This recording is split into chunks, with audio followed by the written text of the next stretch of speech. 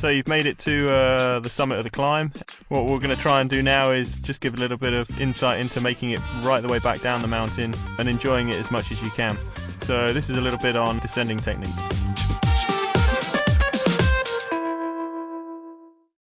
You can see here just the position on the bike, nicely on the drops, relaxed upper body, just letting the momentum take you through the bend, outside leg pushing down, keeping everything nice and tight, inside leg up so you're not going to clip a pedal on the apex of the corner. Also a nice technique is to actually apply a little bit of body weight, sort of push on the outside with your outside leg. That really helps you sort of stay tight to the corner, and it means if you do need to tighten up the line, you can just pull down with the left hand arm in this instance and just keep nice and tight on that apex.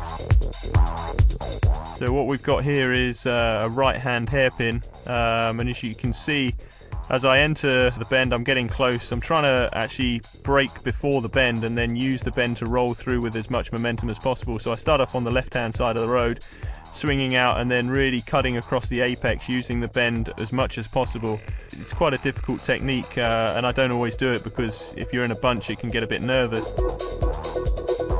Make sure that you do understand from the organisers if you are on closed roads though, because if you're shooting down a mountain descent at 80 or 90 kilometers an hour, then if there is traffic coming the other way, it could be the end of your race, it could be the end of more than your race. So watch out for cars.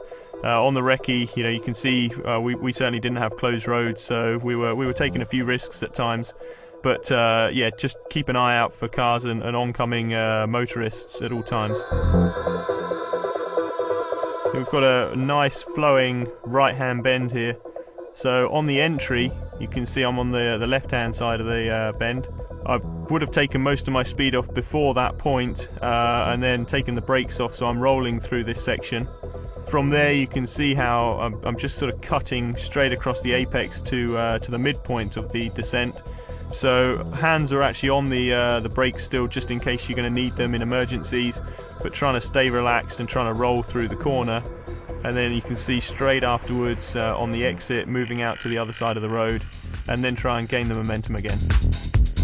You can see on this same right-hander a different line, perhaps not the most efficient line through this bend. So I've started off on the right-hand side, so I've had to scrub a lot more speed, and then I've still wanted to take the apex tight, obviously if there's traffic or things coming the other way, but I would have lost more momentum coming into the bend, and then as I exit the bend I'm slightly in the wrong position. I'm actually running wider now, which is going to put me closer to the barrier, and again it's going to make it harder to get momentum up and gain speed for the next corner. On any section of the road, pay a lot of attention on inner or outer lines where generally the traffic aren't going to go. There could be gravel, the road could be a worse surface. It's a big consideration because if you come into a bend a little bit too fast or you run wide, as soon as you hit a gravel patch you could quite easily be in the barrier before you know it. Got the same thing coming into a left-hand bend, so you can see I've moved over onto the right-hand side of the road. Going to sweep through, trying to cut the apex nice and tight, and then on the exit move straight out onto the right-hand side of the road again. Try and keep as much momentum as possible to start getting that speed up again. If you aren't on closed roads, then you're going to have to adjust the line. It's not necessarily going to be the racing line. So here I can't see all the way around the bend, so I can't check if there's traffic coming the other way. I've stayed slightly further on the right hand side of the road, still keeping it tight onto the apex, but just staying all the way over on the right so that if there does happen to be traffic coming the way, that Barlow kit's not going to be spread all over the road for the wrong reasons. Got the same thing here on another right-hander, so I'm all the way on the right-hand side. It's a real tight bend this. Taking a lot of my speed down before I hit the corner. If we were on closed roads you could sweep straight out from the left-hand side straight across the bend and keep a lot more momentum, but on this occasion you've got to ride to the conditions of the road. So I'm right on the right-hand side, taking a lot of speed down, just getting around the corner, hitting the apex, and then straight on the exit for the next bend. Now, descending any mountain is always exhilarating. It's always a real buzz, especially when you've got a series of hairpins and you piece them all together. You can feel that you're hitting a good line, you're keeping good momentum. One thing to consider though is if the weather does change, that you're going to have to really slow that riding down. Don't be put off by riding slower when it is wet, because the roads can turn really slippery. And as you can see here, you know, I'm sort of gingerly making my way around the corners now, trying to keep my weight more upright, so I'm not leaning as much into the bends. And also, you know, consideration is sort of diesel and things on the road. When it does rain in the mountains, they just become notoriously like ice rinks. So I think the aim really here for me is just, it just turns into making it down the mountain as safely as possible in one piece, with the bike in one piece, the rider in one piece. And if you do have one point of consideration, if you do have roads with the white lines, then try and avoid them at all costs, because they just get ridiculously slippery.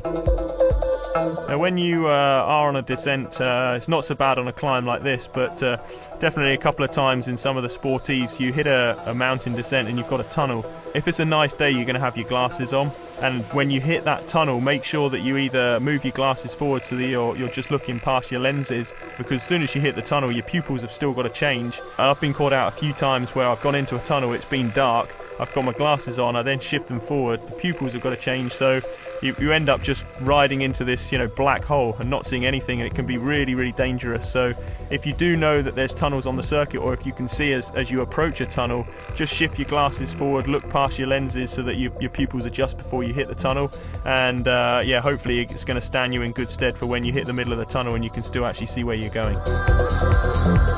Part of any Sportive or Gran Fondo event will encompass a lot of riding in groups. So despite the fact that there may be times when you want to take a particular line, whether it's the fastest line, the racing line round a bend, always consider the riders around you. I've seen on numerous times when a rider almost is riding as if they're on their own or on the road, and before you know it, they've sort of cut from the left to the right, or right to left, and they've taken 20 or 30 riders out straight away without even realizing.